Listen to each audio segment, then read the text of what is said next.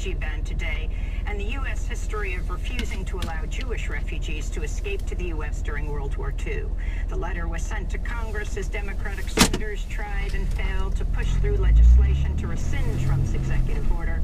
Later in the day, Senate Democrats held a candlelight vigil outside the Supreme Court in Washington, D.C., where thousands gathered to oppose Trump's policies. Also on Monday, the head of the African Union slammed Trump's ban, which affects 3 African nations, pointing out the history of the mass kidnapping of Africans during the U.S. transatlantic slave trade. Excellencies, it is clear that globally we are entering very turbulent times. For an example, the very country to whom our people were taken as slaves during the transatlantic slave trade have now decided to ban refugees from some of our countries. What do we do about this? Indeed, this is one of the greatest challenges and test to our unity and solidarity. Lamini Zuma, chair of the African Union.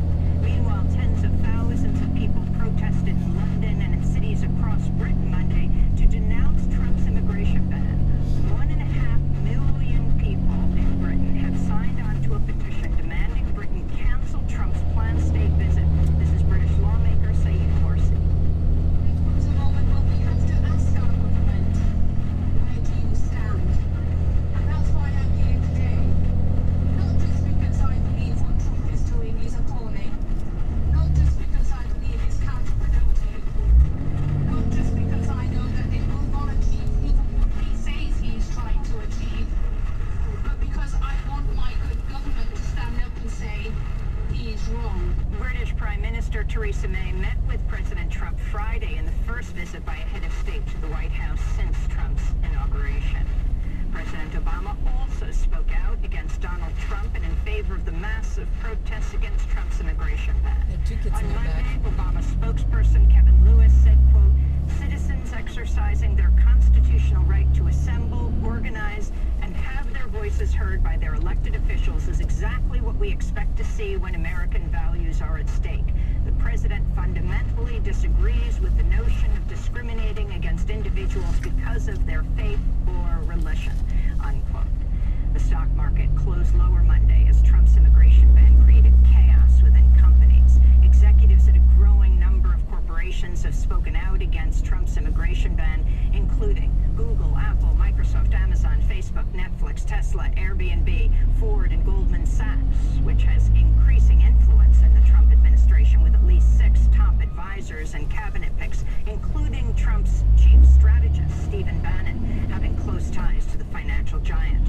Meanwhile, thousands of people have deleted the Uber app after the company turned off surge pricing at the JFK airport Saturday in a move many saw as attempting to break the New York Taxi Workers Alliance strike on picking up travelers from JFK airport from 6 to 7 Saturday in solidarity with the massive protests that had erupted there over Trump's immigration ban. The ban also puts at risk Boeing commercial aircraft orders from Iran and Iraq worth about $20 billion.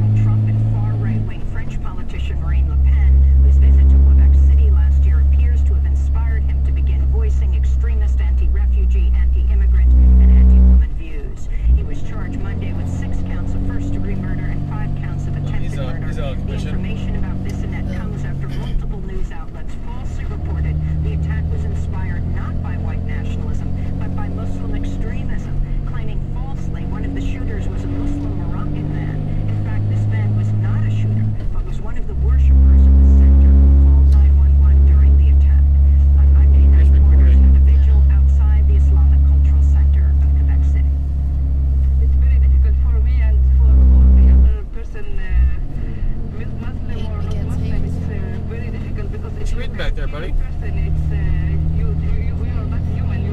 are you? Trying to sleep. It's a pretty cool drive along here.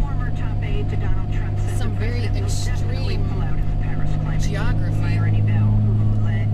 If you think about how amazing it is that they put a road through here, how much work it would take to build this road. Senate lawmakers voted to overcome a Democratic filibuster and advance the nomination of longtime ExxonMobil CEO Rex Tillerson for Secretary of State. The 56-43 vote came after 30 hours of debate, during which Senate Democrats tried to delay Tillerson's advancement. All Republican senators and 3 Senate Democrats, North Dakota's Heidi Heitkamp, West Virginia's Joe Manchin, and Virginia's Mark Warner, voted to support Tillerson's advancement. The vote on Tillerson's actual confirmation is expected later today or Wednesday. Senate committees are also expected to vote today on Jeff Sessions for Attorney General, Betsy DeVos for Education Secretary, Rick Perry to head the Energy Department, Ryan Zinke to head the Interior Department, and Tom Price to head the Department of Health and Human Services. We don't want him. We don't Congressman want Price Betsy has been a DeVos major to